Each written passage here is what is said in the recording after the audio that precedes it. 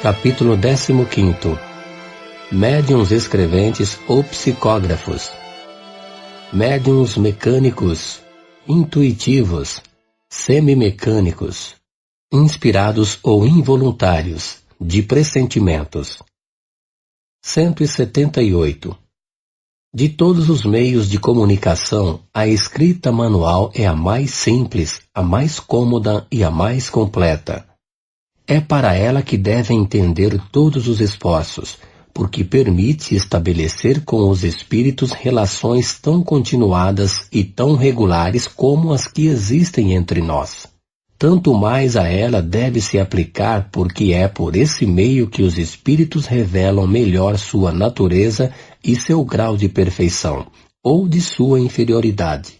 Pela facilidade que têm de se exprimirem, nos fazem conhecer seus pensamentos íntimos e nos colocam, assim, em posição de julgá-los e de lhes apreciar o valor. De outra parte, a faculdade de escrever para um médium é a mais suscetível de se desenvolver pelo exercício. Médiuns mecânicos. 179. Se examinam certos efeitos que se produzem nos movimentos da mesa, da cesta e da prancheta que escrevem, não se pode duvidar de uma ação exercida diretamente pelo espírito sobre esses objetos. A cesta se agita por vezes com tanta violência que escapa das mãos do médium.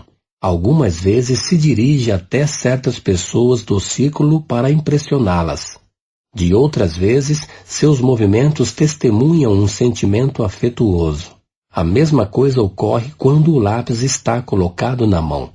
Frequentemente, ele é lançado ao longe com força, ou a mão, igual à cesta, se agita convulsivamente e bate na mesa com cólera, mesmo quando o médium está na maior calma e se espanta de não ser senhor de si. Digamos de passagem que esses efeitos denotam sempre a presença de espíritos imperfeitos.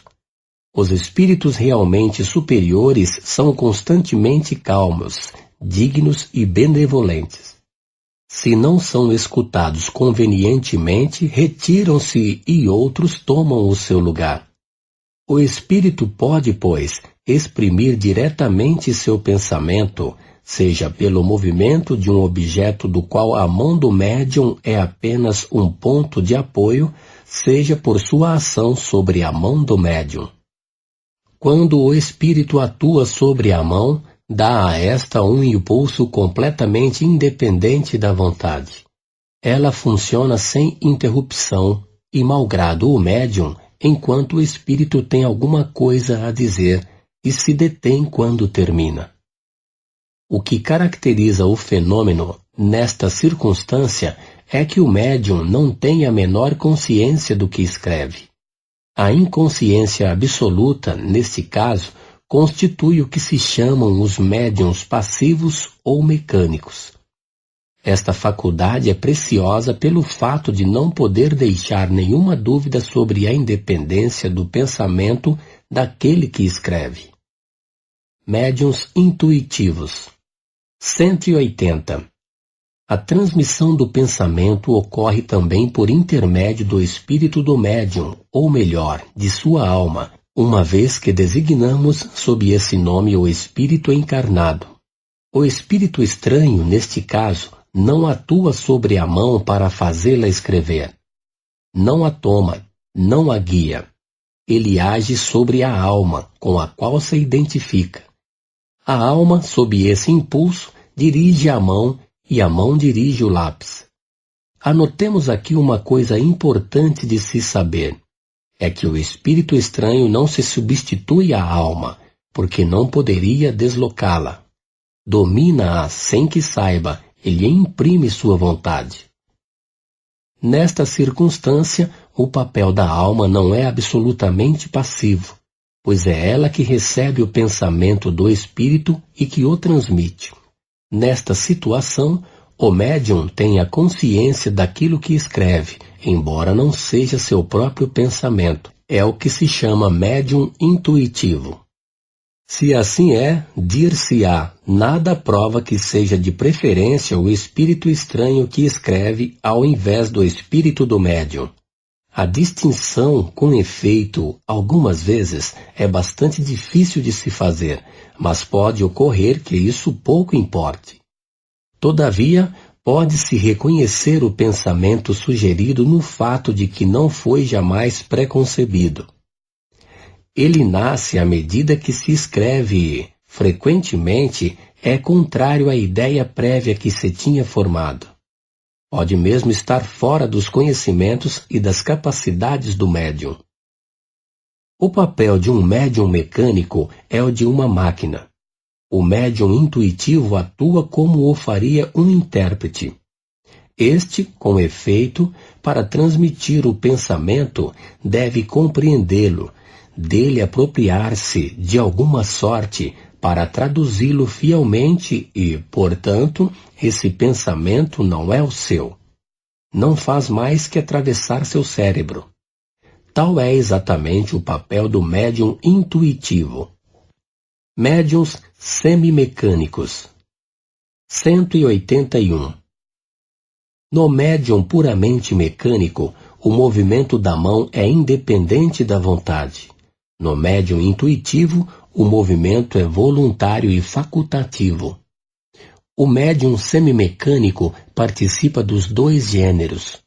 Sente uma impulsão dada à sua mão, malgrado seu, mas ao mesmo tempo tem a consciência do que escreve, à medida que as palavras se formam.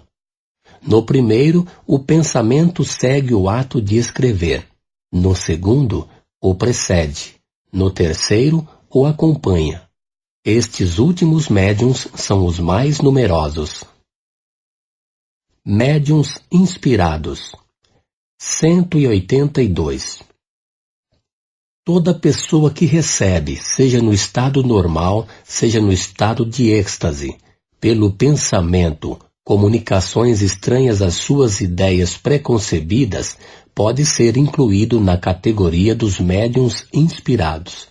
Como se vê, é uma variedade de mediunidade intuitiva, com a diferença de que a intervenção de uma potência oculta é ainda bem menos sensível, porque, nos inspirados, é ainda mais difícil distinguir o pensamento próprio do que é sugerido. O que caracteriza este último, sobretudo, é a espontaneidade. A inspiração nos vem dos espíritos que nos influenciam no bem ou no mal, porém ela é antes daqueles que nos querem bem, e dos quais frequentemente, por erro, não seguimos os conselhos. Aplica-se a todas as circunstâncias da vida, nas resoluções que devemos tomar. Sob este aspecto, pode-se dizer que todo mundo é médium, porque não há pessoa que não tenha seus espíritos protetores e familiares, que fazem todos os esforços para sugerirem aos seus protegidos pensamentos salutares. Se está bem compenetrado desta verdade, mais frequentemente se recorreria à inspiração do seu anjo de guarda nos momentos em que não se sabe o que dizer ou o que fazer. Que se o invoque, pois, com fervor e confiança, em caso de necessidade e, com muita frequência, ficar-se-á espantado com as ideias que surgirão como por encantamento, seja que se tenha um partido a tomar, seja que se tenha alguma coisa a compor. Se nenhuma ideia vier, é que é preciso esperar. A prova de que a ideia que sobrevém é uma ideia estranha é que se ela estivesse na mente, dela se seria sempre senhor, e não haveria razão para que não se manifestasse à vontade. Aquele que não é cego, quando quer ver, não tem senão que abrir os olhos para ver. Igualmente, aquele que tem ideias, as tem sempre à sua disposição. Se não lhe vem à sua vontade, é porque está obrigado a auri-las alhures, e não no seu interior. Pode-se ainda incluir nesta categoria as pessoas que, sem estarem dotadas de uma inteligência excepcional e sem saírem do estado normal, têm relâmpagos de uma lucidez intelectual que lhes dá, momentaneamente, uma